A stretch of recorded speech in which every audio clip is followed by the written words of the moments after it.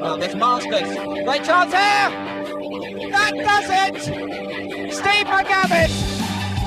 And for the first time, Colchester United have won a major final. Still Garcia, finally the company arrives and it's in! It's a freak-out goal from Ricardo Carvalho. Richard Garcia wants the credit and the shock is on at the bridge. And it's promotion for Colchester United. They've made it into the Championship for the first time in 69 years. Porter, to be being held. There is Porter, and it's Porter!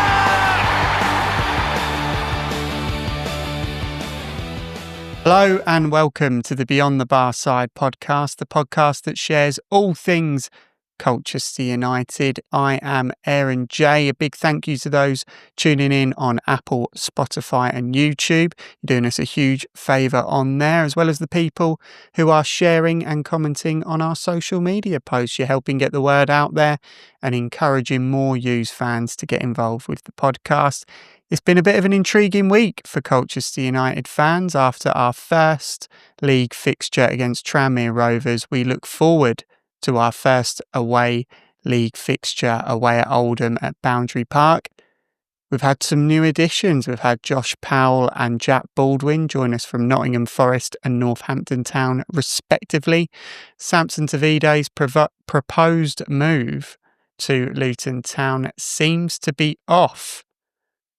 Rumours of a failed medical, as well as rumours of perhaps the revised bid from Luton Town, are what are doing the rounds at the moment. And also, a few U's fans have had their hearts broken with Lyle Taylor not re-signing with Colchester United. He has instead signed for Chelmsford City in the National League South, joining up with Angelo Harrop. Anyway, without further ado, as I have since learnt, it is time to talk to Dave and Si to reflect on the Tranmere Rovers game and have a little look ahead at the Oldham Athletic game.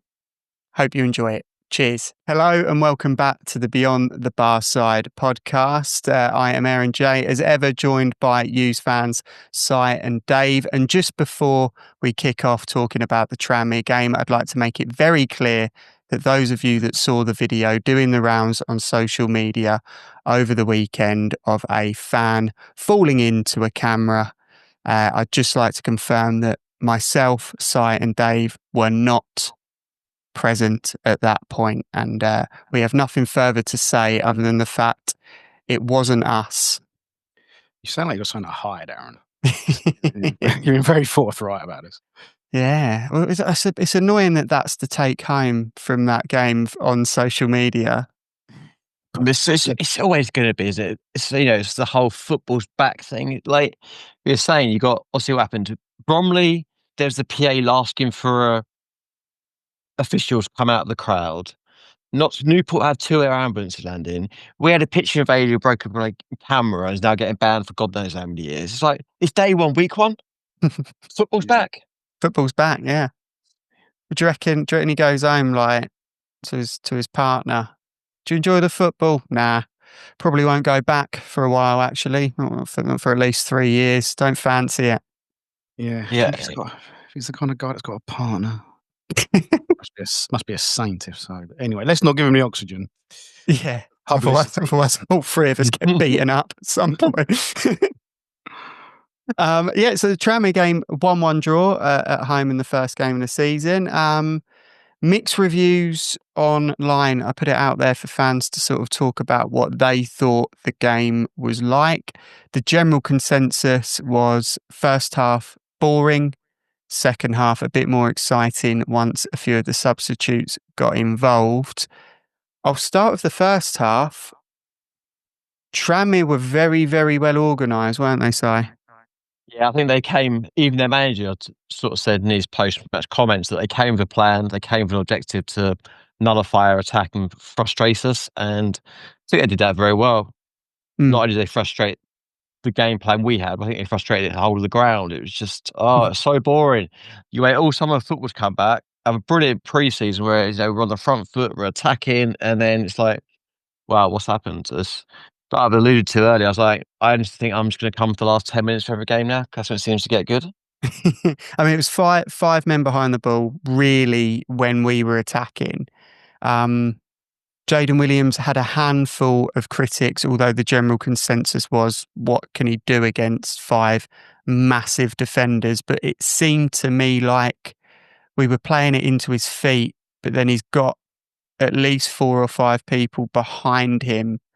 So, like, attacking wise, he's not really turning and facing goal. He's got very limited options from the way that we were playing, and the injection of Kyrese Lisby in the second half allowed us to get in behind a little bit more, which ultimately led to a few threats. I'll start, Dave. First half, Cameron Norman and Aurora Edwards was the battle on our left-hand side. What did you think of that? Well, you can look at it one of two ways. You can look at it as really shrewd game management by the squad and the managers by thinking there might be some scouts in the stands, so let's not give Edwards the ball. Mm-hmm. Well, which, but he was up against, who I think is probably the outstanding right-sided defender in the division in Norman. He's massive, isn't he? He's quick and he's strong and he's very positive in his defensive movements. Mm-hmm. So yeah, Edwards didn't really, but at the same time, we weren't doing anything to give him even half a yard of space to get the ball, and which meant we struggled. And it was, I mean, I felt a bit for Williams because against a team as organised as Tranmere were, he got sort of one opportunity really to get on the ball and get turned, and that was he got a shot away, which was one of only 2 shots we had in the half. Yeah, so we only really got shots away towards the end of the half. I mean, then again, saying that Tranmere had an opportunity to make it 2-0, that could have potentially been us out of the game at that point. Yeah. Goodwin or Williams had scored just before the break. That could have given us a bit more of a boost to go on and win the game. Yeah. It's interesting you speak about scouts because I was in the West Stand and Andy Hessenthaler was also in the West Stand, who is head of recruitment at Gillingham. Assuming he is there to watch a Colchester player, you would assume Aurora Edwards is the likely candidate. But then again, there's nothing to say that he's not there to potentially scout a Tranmere player or look at both sides ahead of future fixtures. I mean, and I don't know if they're playing Tranmere soon. Then it's local. Not many places are local to Gillingham, so it was probably might have taken the opportunity just to do that. But I thought, I'm looking at the list now. We've not got them till December. Yeah. So maybe.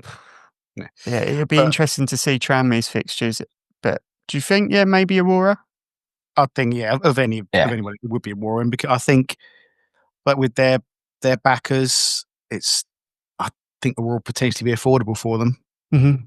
If there's anyone, it is him, I thought. He's Gareth Ainsworth type player as well, isn't he? Very attack minded, front footed, likes to get the ball, likes to take his man on. So he fits their sort of dynamic as well. So he could be.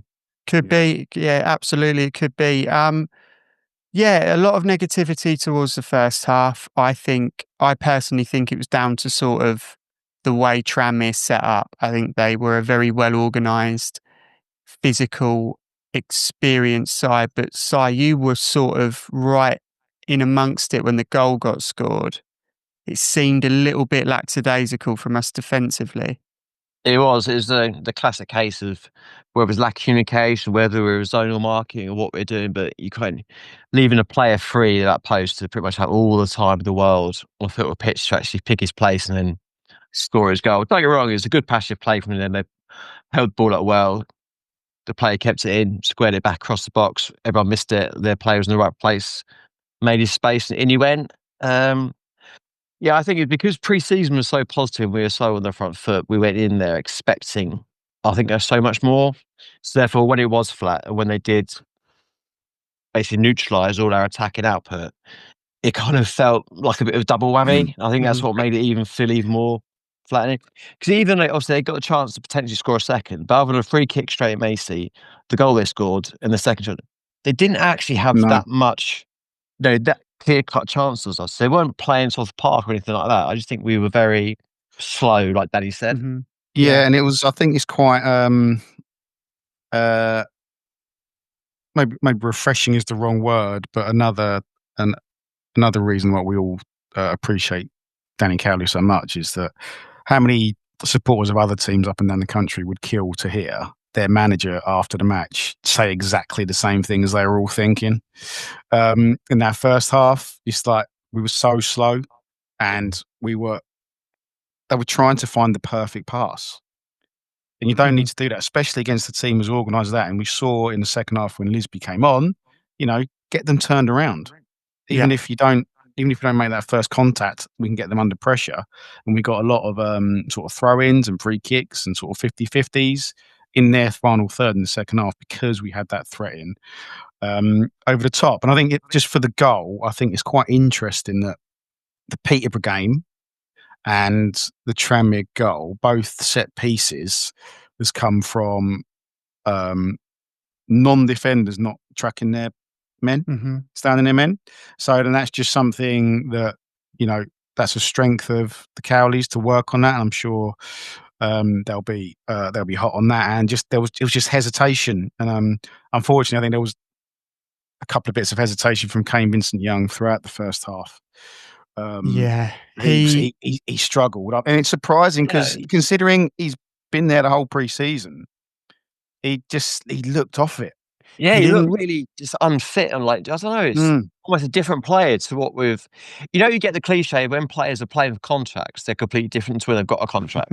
Not saying that's what you're doing here, Dulcie. I think it was just a game caught him out, but yeah, it seems so weird, and the referee didn't help. Obviously, I know it's very easy to start blaming officials and stuff, but the fact that Mike Dean was there, the Tranmere end, maybe, he's had a few words with this bloke and said, right, what he needs to do then, mate, is go out there, make it all about you. Just do it, or it's all about the referee. And that's what that referee went out and did. And just, right from the off, he blew the whistle multiple times within the first 10, 15 minutes. And it sort of set a precedent that perhaps the game wasn't going to flow that well, which did suit the Tranmere game plan down to a T. I saw a few comments, and I spoke to Rich after the game from the Trip to the Moon podcast. I think Tranmere fans feel a little bit like it's 2 points lost. I think we're happy with the point given the circumstances. Yeah, based solely on the first half, we're happy, and how Tranmere played. Like I said, look, real credit to them. Obviously, it's only 90 minutes into the season, but I can almost see them being like us, sort of a season behind. They had a bad season. They've now new manager, very solid now. Not necessarily that dynamic going forward, but they can certainly look to progress and sort of be a mid-table team this year. But yeah, I think ultimately we'll take the point. I think if the disappointing thing is we only played for 45 minutes. Yeah, so we'll go into the second 45 minutes. He keeps the same team for about 10 minutes, if that. I think it was 53 on the board they started when he warming started up making the changes. Kyrie's Lisby, Adrian Akande come on initially and more or less change the style of play that we go for. Lisby's pace sort of allowed us to get in behind, as we alluded to earlier, which is no criticism of Jaden Williams, because I think the game that Lisby was asked to play and the game that Jaden was asked to play were two very different games, and we were a lot more direct once Akande and Lisby came on. Now, there is a big debate, and we had a comment on the YouTube channel on Friday from Leo, who was surprised that we didn't list Kyrie as our breakthrough player of the season, since a lot of people on Facebook and on X are calling for Kyrie to start the next game against Oldham.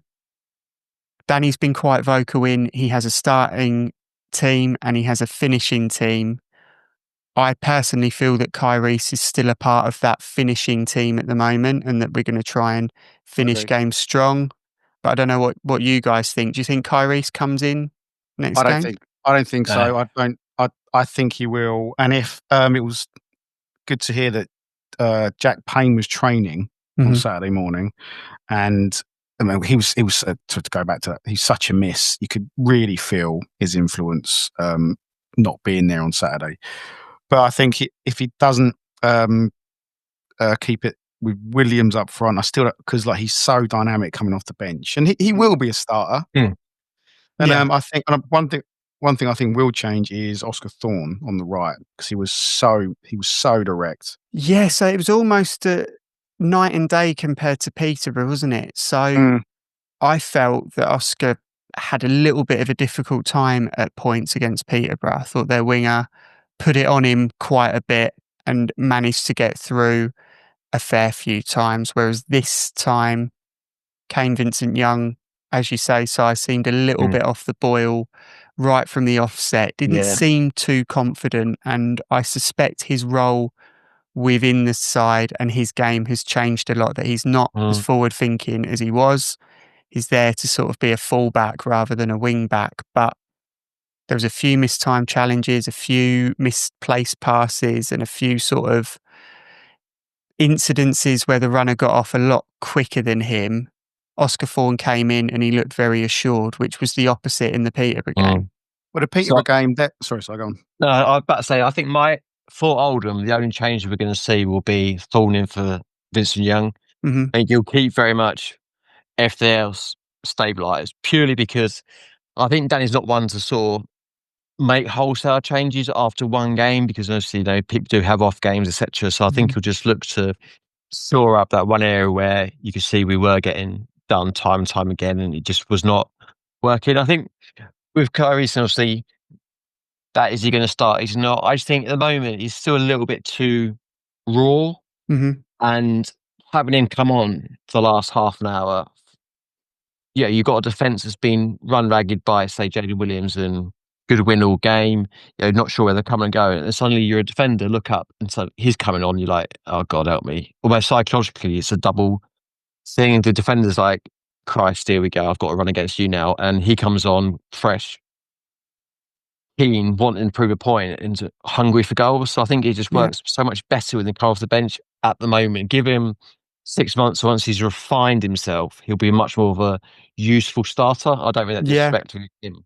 No, and I think the way Danny's put it, sort of the optics of it now are, it's not a case of you're not getting a game. He has very much made it clear that it's a squad game and that there are players within the squad that he needs to start and maybe run the defenders ragged and do a lot of the legwork to then allow players like Kyrie Lisby, Adrian Akande, J.K. Gordon, if he's not playing middle of midfield, which we'll talk about in a minute, to come in and make a big difference towards the end of the game. And I'll admit, Kyrie, when he was coming on, I was a little bit concerned that the physicality of that Tranmere back five, they were just going to knock lumps out of him. He is so quick off the mark. They can't get near him. You can't kick someone you can't catch. Exactly. But having 5 subs now does see the setup of what a substitution can bring to the game. You can change half your team, can't you? So you can actually have a starting formation and a finishing formation as part of a tactic, rather than only being able to change 3 players. You can change 5. So that does change the whole tactical thinking. Yeah, it definitely does, and it allows sort of the idea of tacticians or even gamesmanship to come into play and be used really effectively. And I think Danny and Nicky will be well on top of it as the season goes on as well. You spoke about the use of substitutes. Teddy Bishop started really, really strongly and put in a great shift, put himself about really, really well. He then was replaced by Arthur Reed, who did exactly the same thing. The middle of midfield looks really strong, obviously with Gape to come back, Milton Oni to come back, and the emergence of Ronnie Harvey, who I do think will make an impact at some point this season, as well as Ben Perry. It is a very, very stacked area, although J.K. Gordon came on, played midfield. did all right. Okay. Yeah, I thought he did all right. Obviously, it was when we absolutely had him pinned back, so it meant he didn't have to do the sort of the ugly side of being a centre midfielder. He was able to get on the ball and he progressed the ball well. I'm going to disagree with you slightly on, five podcasts in now. This is good. We're going to disagree on something. I think while Bishop played well, I think the reason he came off, because when I saw, because obviously we all love Teddy Bishop, we all agree, I think he's our most influential player. And I thought because we were chasing the game, he might bring Reed on for Perry and just have a midfield full of ball players. Yeah. I couldn't see him taking Bishop off. So I was surprised when he took Bishop off. But Bishop played well, but I don't think he was playing as progressively as he can. By that, I mean there were a lot of sideways passes and not necessarily risk balls. And the first thing, one of the first things Reed did, got the ball, turned, I think, beat a player and sprayed a diagonal out, pinpoint to Edwards and got us up the pitch. And I think Reed, just in general, just moved us forward quicker. Yeah. Yeah, absolutely. So that by no means did Teddy Bishop play poorly, but I think Danny just he might have just said to him at half time, be more progressive. And then if he didn't, you've got, and again, it's like exactly what you were saying, Aaron. How long has it been since we had a squad where you could take off arguably your best player and bring on another player of that quality? Yeah. So we're definitely stacked in the area. And again, I think one potential change, I know it's not a natural position for him, but assuming Jack Payne can't play any part, if we do want that link and maybe be a bit more strategic off the ball as well, to have a classic number 10, a more traditional number 10, it might, and the way Reed played, could he play Reed in the number 8 and put Bishop in the 10?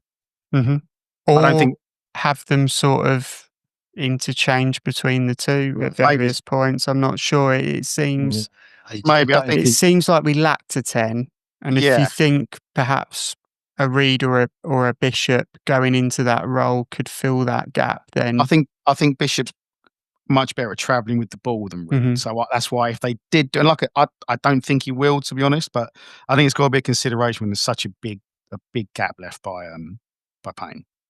Yeah, definitely. And do we think when do you think we see Dominic Gate? I don't think he's even training yet, from what I've heard. He mentioned Taylor actually as well as playing training, back on grass, and Oni, but there's been nothing about Gate. And I don't know if it was. I mean, Perry came off; he was limping. I don't know if it was cramp or. I think that's why Gordon ended up going on there. I don't think the Perry one was actually planned. I think they planned him for the whole game, but he got obviously cramped up or got a dead leg or whatnot and came off. I think, going back to Reed and Bishop, it's difficult because they're very similar players, just in different ways. And you can't have them interchanging because they both end up trying to do the same as each other. And obviously, like Bishop's is very much an 8. It's gonna be interesting. And even like when Liz became, obviously Goodwin dropped deeper into more of a 10 role.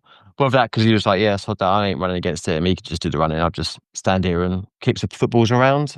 He definitely had more of an influence in the second half. Yeah, so it was a great effort in the first half. That volley looked like it was in.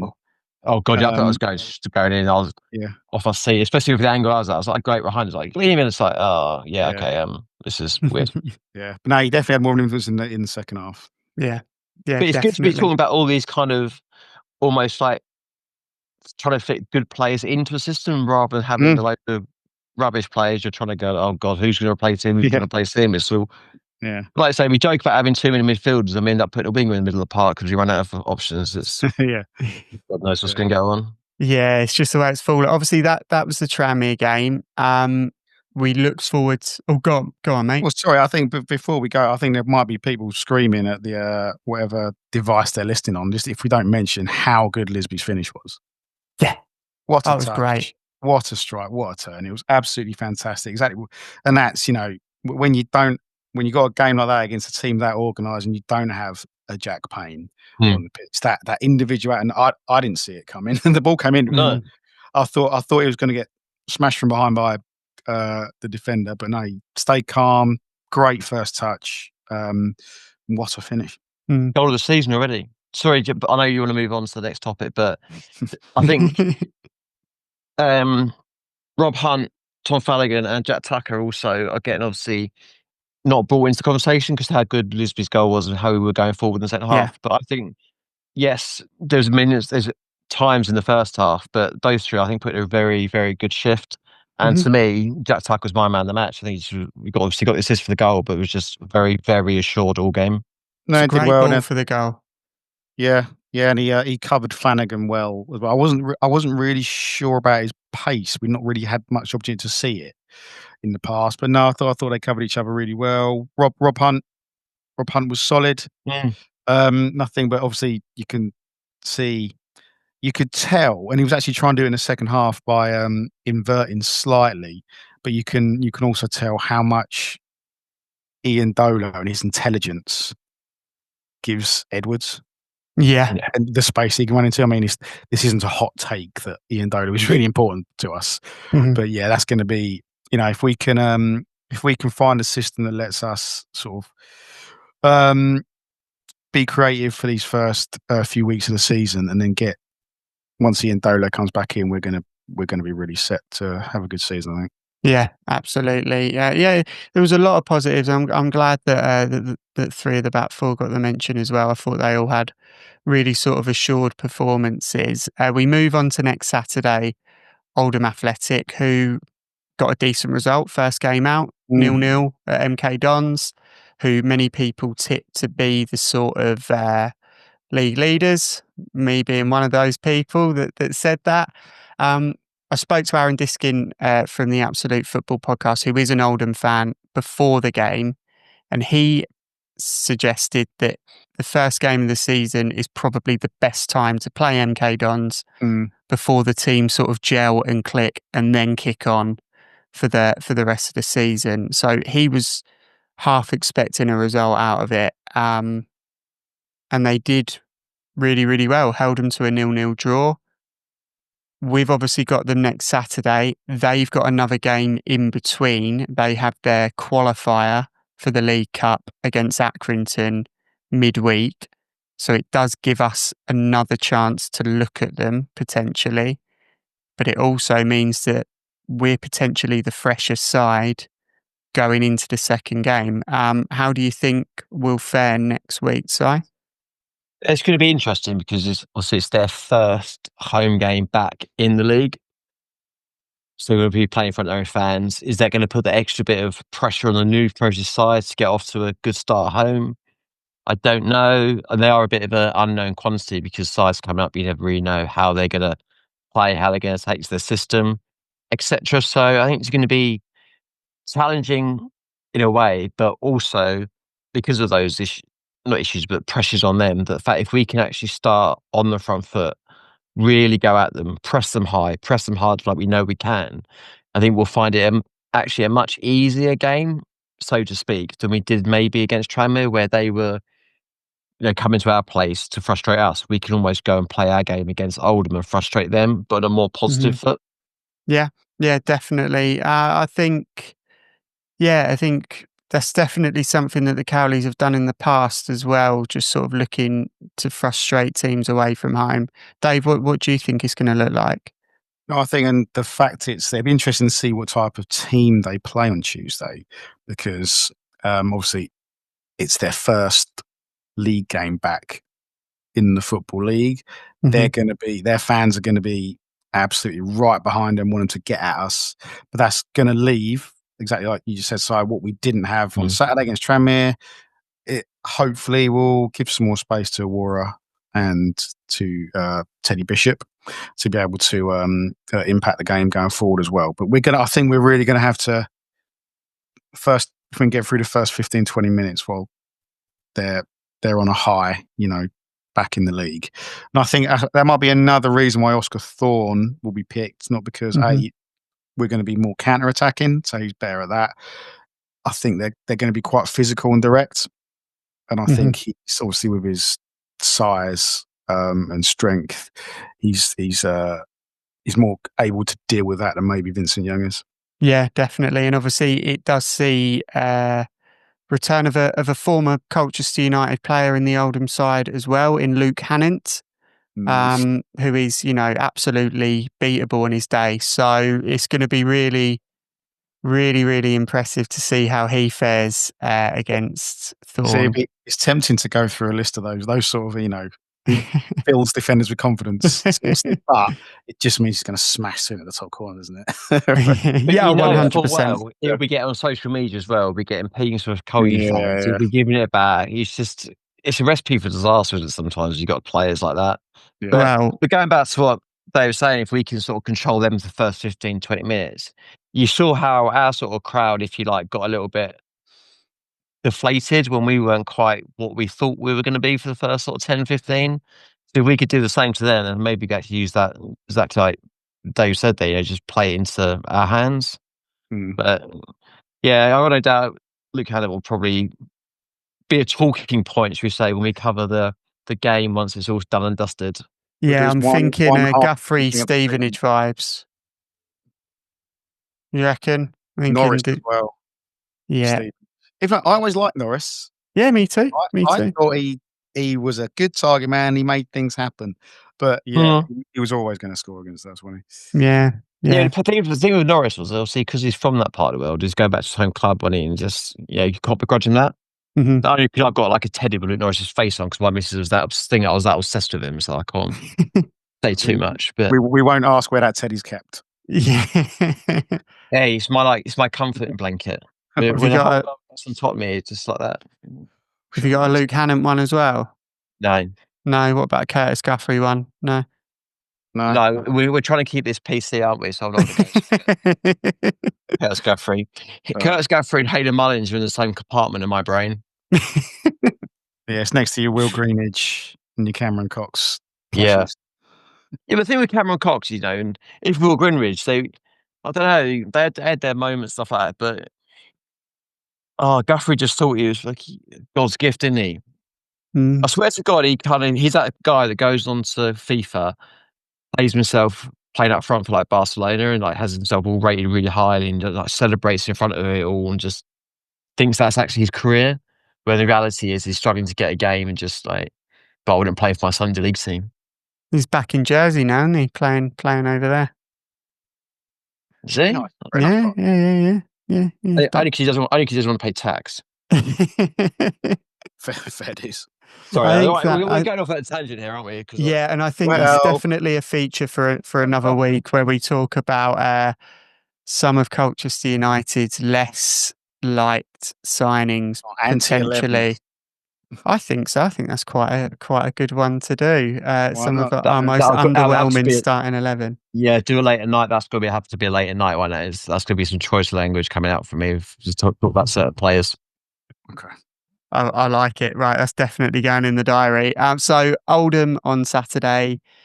Do you think the cup game makes a difference, or do you think that they're just getting another go of it in potentially a game that they're not overly bothered about? Not at this time of the season, and at this time of the season, as we saw last year, teams got to gel. You gel on the pitch. Yep. So I don't see it as being any sort of benefit to us, to be honest. No, I like it. So we'll go for you, Dave. Score prediction for the Oldham game? It will be difficult, but I've got a feeling we might come out by a goal. 1-0, 2-1. 1-0, 2-1. Si, what are you saying? 2-1. Yeah, like Dave says, it's going to be tight. It won't be anywhere near as what I think some people see it as being a complete walkover in your team, etc. So, yeah, and as long as and also everything we've got players, see what the weather's like at that part of the world. Because it's high ground, so the wind and everything starts playing a part. It could also go against us. Yeah, definitely. Let's get some excuses early, just in case it doesn't quite go to plan. Yeah, absolutely. 2-1. We're going to win 2-1. 2-1. Hannett scores for Oldham. Yeah, Daniel Williams is going to score for us, and one other. I like it. Okay, well, I think that has been a pod. Although we didn't talk about the one thing that we were going to talk about, which was the digital program. Hot topic. The hot topic. Do you wanna quickly touch on that now before we go? Yeah, why not? I mean, I'm 50-50 on it. I am disappointed that there's no programs anymore, but I'm going to do that annoying thing that proper pundits do when they ask a question to answer themselves now. So, do I like having it to flick through before the game and at halftime? Yes. Is it an integral part of my match day? No. Would I pay for it if it was priced separately, not as part of the ticket? No, probably not, unless it was a significant sort of game. So yeah, I would like it to be there, but I understand why they've taken that decision. And you see the piles, you're wading through them on the way out, and you see the piles left by the doors on the way in. So yeah, it's a shame, but I get it. I do also agree with what some fans said about there not being any sort of consultation at all about that was very what disappointing. fans think about the programs, because there are people who might not be able to get to the games and the program is their match day experience. And for it to just be on a phone screen, I mean, I've got an iPhone, and at times that doesn't particularly show up things well. Sort of older smartphones, it's not going to be as compatible with it. No, it's you might not. Some people might not be au fait with how to scan a QR code like me, and read the program. So I do think you are taking a valuable experience away from certain fans, and the thing that I think not worries me, but the bit that concerns me is it's tradition, isn't it? It's another tradition that's slowly being taken away from football fans. Obviously, we had it last year with replays of FA Cups going, and certain clubs are getting rid of programs and going digital. You can see how some people feel that the match day experience and the game of football is slowly changing into something a little bit more unrecognisable. But I think it's the same as tickets as well. When they first went digital, everyone's running, but not having ticket stubs and things like that, and it will change. And I think at this point, you've got to put out there other smartphone makes available. You can't just advertise Apple. BBC, you've got to, you've got to go across the whole thing, aren't you? You always, somebody will moan. I'm sure there's someone out there who uses a Samsung or some Hawaii Chinese spy device, or God knows what else. But if someone's reading it on an Android, good luck to them, because what, the Curtis Guthrie of phone world. Anyway, moving on swiftly. I think the program front is like, for me, I did collect them and had them all, but they're just something else to go in the loft, aren't they? That you read, like Dave said, during the match, and then come home, stick them in the binder, and stick them up in the loft. What I do hope the club do is, if big if we get through to a decent cup game, or like a big team comes to the ground or something like that, they do a program for those sort of games, because they're the ones that people do want to buy, do want to have as a souvenir, and do want to have for keepsake. So maybe they can sort of do something along that line if it comes to it. I think that's a lovely idea. I think that's probably a pod, guys. Si, Dave, thank you very much. This has been lovely, and this has been our little take from the Tranmere game and onto the Oldham game. Cheers, guys. Cheers, mate. So there you go. There's Dave and Si sharing their insights into the Tranmere Rovers game, as well as the predictions for the Oldham Athletic game. As we move further into the podcast, I spoke again to Absolute Football contributor and Oldham fan Aaron Diskin to talk about Saturday's game and have a little bit of a chat about League Two generally. At the time of recording, he mentioned that they were due to sign Joe Quigley within about 10 minutes of us finishing the recording. Joe Quigley signed, so there is a big target man to look out for, who potentially could get on the end of a Luke Hannon cross on Saturday. Very positive chat to Aaron. I won't say too much. I'll let you enjoy the chat. So here's Aaron Diskin. Back to the Beyond the Barside podcast. We are here with our opposition view, and I am joined by Absolute Football contributor and Oldham fan, Aaron. How you doing, mate? Hello, mate. It's good to be back. I'm starting to feel like a member of the team. I've been here twice in the last, maybe 2 weeks. It's good to be back. I know, you've been on more than most Col U fans. That's nice. So it's a different sort of subject matter this time around. Obviously, last time we focused on League Two as a whole. This time we're focusing on your team, Oldham, who Colchester United will be playing on Saturday. First game at Boundary Park for you guys back in the Football League. You've come off a fairly good result on Saturday, so I suppose we'll start with that. 0-0 MK Dons. It's everyone's sort of favourite to win the league or at least go up. So to get a result there first day seems like a good marker to set. Yeah, absolutely. I think I said to you last time I was on here, and I certainly said to some of my guys, absolute football. If you would have offered me a 0-0 at the start of play, I would have took it and run. You know what I mean? So it definitely wasn't a game for the neutrals. There wasn't much goal mouth action from both sides, to be fair. In fact, if I'm being honest, I kind of expected it for us because I kind of expected a little bit of a defensive display, and that's what we ended up doing. However, I know it's only game one, but if you're Paul Warne, I reckon you've got a little bit of a rude awakening there because they started with Collins, Hepburn, Murphy, and Mendes Lang. And Mendes Lang to me looks about 2-3 weeks off the pace already. Like, I don't know, Jake Leake, the left back we signed after a positive loan spell last year from Hull City at 23, I think he is. He pocketed Mendes Lang the whole entire game, really. And really, if we're talking about a game of half chances, we probably had the better of them. Kane Drummond in the first 10 minutes span away from his man on the edge of the box and shot from the edge of the box, and it just trickled past the post. However, probably the most talked about moment of the game probably goes to MK Dons, and I have to hold my hands up here. I don't know whether you've seen it, but Devontae Daniels goes one-on-one with Aaron Collins and looks to have completely taken him out from behind. I don't know what element of the ball Daniels has got, but the referee waved it away, and I was like, wow, because I thought I think that's the most stonewall penalty you might see for a while in the league. And it just wasn't given. But look, you need them little bits of luck, don't you, when you're playing against the teams that are expected to be up and around it and walk around it. So nice little settler, really. I'll take the point and move on. Just a shame on the Tuesday night we had to play the preliminary against Accrington Stanley for the AFL Cup, and that didn't quite go as well, to be honest. I mean, yeah. So obviously you had the MK Dons game, and as you say, you set up fairly defensively. It worked. You got the 0-0, and it's a very decent point to get on the board. But then midweek, you've got the preliminary round of the League Cup, which is another strange introduction to football. yeah. It's a strange development to go on.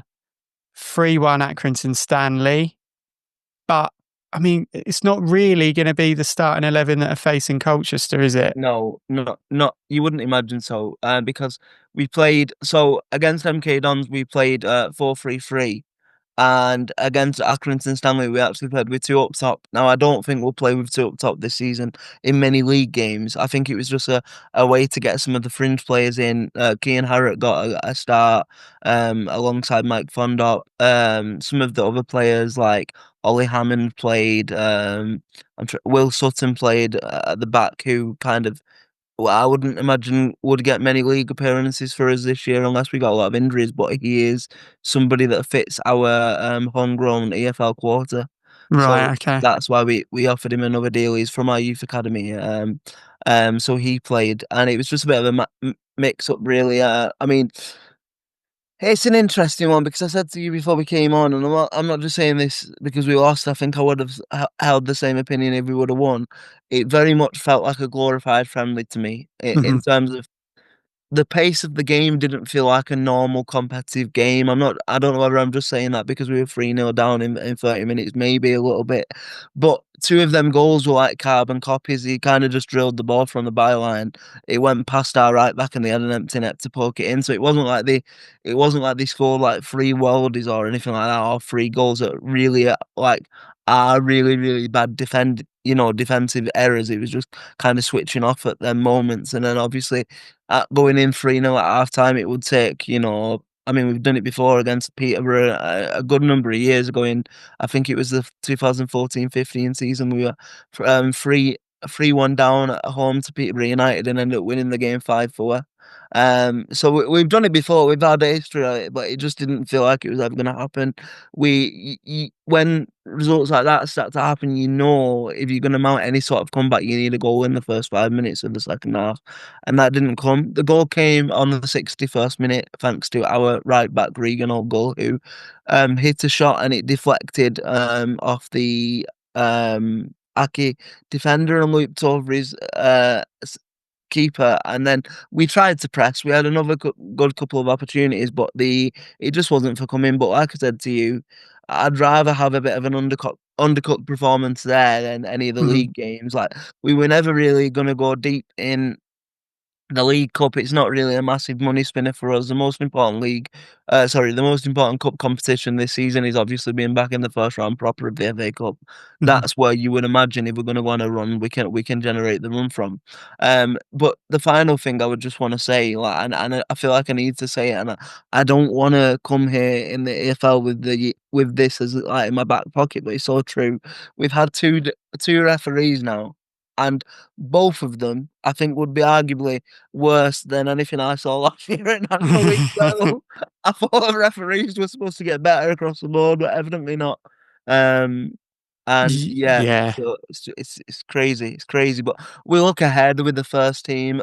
Like I said, maybe a few little additions here and there. I was talking to you about off with rumored Robson and Quigley both coming in allegedly from Forest Green Rovers. Obviously, Quigley's a bit of a target man.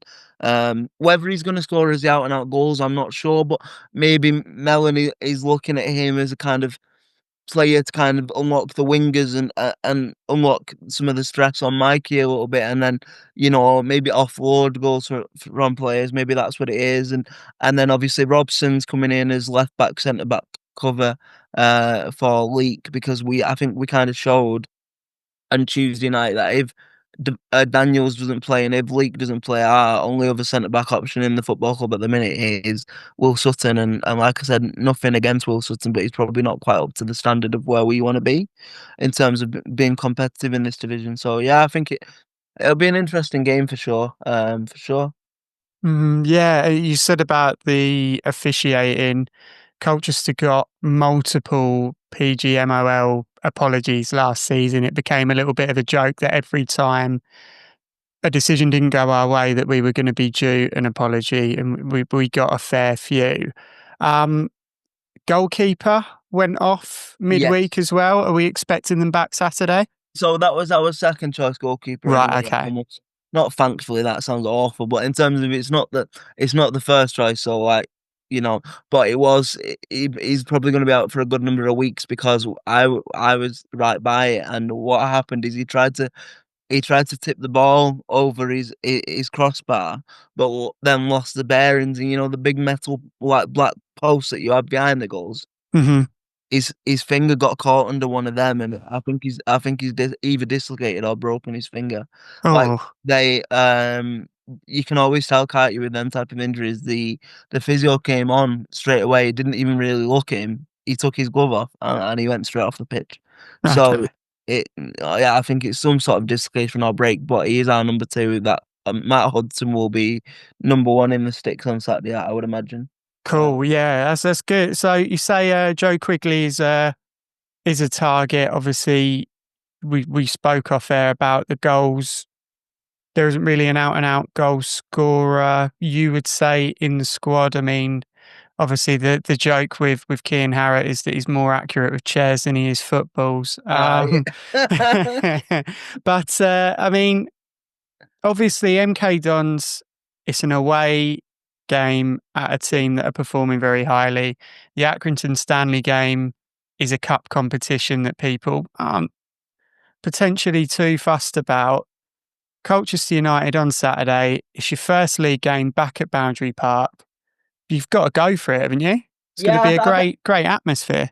I think so, and the good thing about Boundary Park as well is we shown through the playoff campaign last year that the crowd can win us games. I know that sounds silly because the players have to do it, but you look at that. I know it's different levels, and you're a lot better than Halifax Town, of course, but that eliminated the first game in the playoffs, we scored.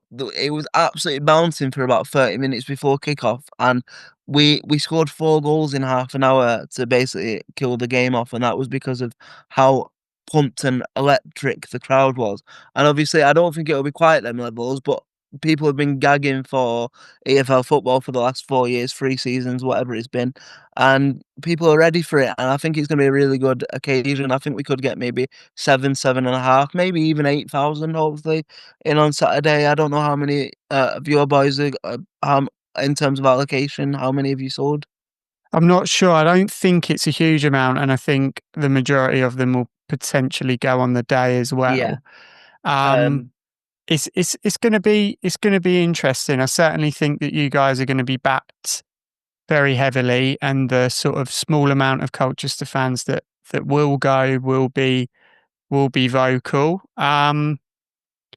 What can we? I mean, which players do you expect Colchester fans need to be looking out for? Who are the sort of key threats from Oldham? So for me, in the 2 games I've seen so far, in terms of the better players for us at the minute, you've got obviously Jake Fleek at the kind of can play left back, centre half, and but he's very athletic. He's very up and down the pitch. He wins quite a lot of his headers. And then, but a bit further forward in midfield, you've got Ryan Woods. I mean, you can tell the guy's played a lot in the championship. You know, like he just he has that sort of wherewithal on a football pitch to know, like, it's almost like his brain is a little bit further ahead than most of his teammates in terms of he doesn't really rush a pass. He'll pick a pass if he knows it's on. He won't just get rid of the ball for the sake of getting rid of the ball, and I think that's really important. And then some of the wingers, I think have done good. You know, you've got Jack Stevens, who is always going to be quite an exciting prospect. As not, I wouldn't say struggled, because it's not. Again, we're 1 game in. You know what I mean? Mhm. But I think there's a lot more to come for Stevens, and I think as soon as we get this left back in as well, we'll maybe see the shackles taken off somebody like Hannon, who we brought in the summer from Gateshead, because he's been playing. Well, on Tuesday night he played um, left full back, left wing back, pretty much. Yeah. But out and out for Gateshead, he got the most of his productivity last year as a left winger, left midfielder. So I think if Robson comes in, I think that'll push him forward and give him a bit more license. But I think, like you say, I think we've just got to kind of go for it, stick to what works. It'll be interesting because in pre-season we played quite a lot of possession football. We played some good stuff at MK Dons as well. But with some of these signings allegedly coming in, I wonder whether maybe just to get a few wins on the board, get a few points on the board, Mellon's going to go back to kind of what he knows and what works for him a little bit, and try and mix it up a little bit more and go a bit more direct. You know, with your set pieces, with your free kicks, with your target mans. Maybe that's the way we go about it. But I think we've got the fluidity in the team at the minute to play both. Really, we're just missing a few little pieces of the puzzle, which I hope by Saturday the left back and the striker situation will be resolved. But yeah. Just before we go, what's your score prediction for Saturday? It's a shame in it, because I like you a lot, but I'm gonna have to back my boys. Yeah, of course. I'm gonna say 2-1 Oldham home win. I think 2-1 Oldham home win. Yeah, I like it. Yeah, I think you're definitely going to go for it, and I think there's definitely going to be goals from both sides. So if anyone is a gambling person, I would stick us on the both teams to score coupon 100%. And just before I go, I don't want to like claim myself to be the oracle, but one thing I'm quite proud of, when we did our look ahead to League Two, I know it's only 1 game, but I kind of slated Tranmere to surprise a few people and have a pretty semi sort of decent season. And you were saying they looked quite a good organised outfit, didn't you, on Saturday? Yep, 5 at the back, men behind the ball pretty much every time Colchester attacked, so it limited us being able to get in behind. Cameron Norman's a monster. In fact, most of their team are monsters. They could be an NBA side, couldn't they? Mate, rugby league, NBA, you name it, they could play it. Crosby's got them really well organised away from home. I can see him picking up some points away, and yeah, I mean that even it took Kyrese Lisby to come on and have that pace to get in behind for us actually to mount an attack. Every time the ball went to Will Goodwin or Jaden Williams, they had at least 4 players behind them before they could mount an attack. A great little finish that by Lisby, actually, wasn't it? Superb for his first senior goal as well. I mean, he's taken it on the chest and then just walloped it. Yeah. Didn't watch the highlights on Sky. I didn't watch the game back, but I can imagine Sky Sports are going to dine out on the fact that his dad's Kevin Lisby for quite a while. So every time he does something, that's going to get mentioned. Yeah, and that was the thing with him in the national. Sorry, not him. His brother in the National League, I should say.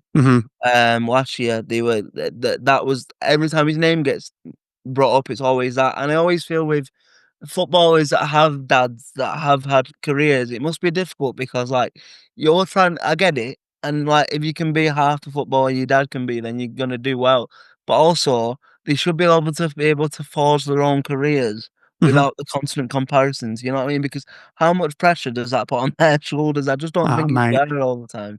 I mean, well, the sort of big news that has come out in the last few weeks is there's obviously Kyrese that plays for Colchester. Yeah. There's Kyrell that plays for Peterborough.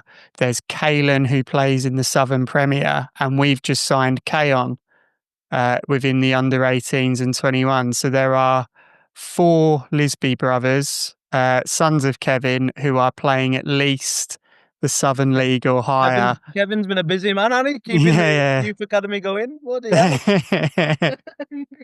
So it's these the Lisby genes are very strong, let's say. Yes. Aaron, this has been great, mate.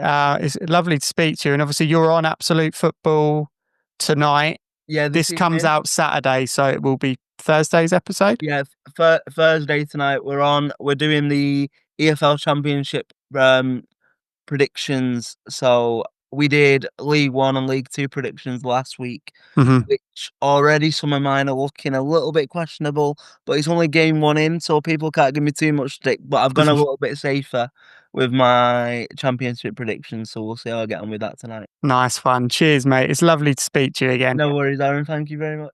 So there you go. That is the podcast. A huge thank you, as always, to Sign Dave, as well as Oldham fan Aaron Diskin. And do check out Absolute Football on all of the usual social media and podcasting platforms.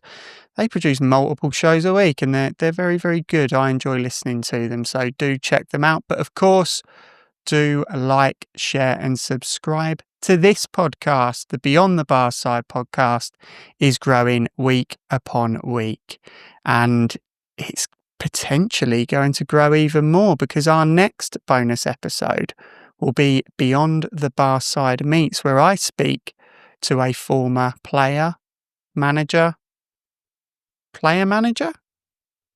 Anyway, I'll let you guess who it is in the comments. I've been Aaron J. Thank you very much. Cheers.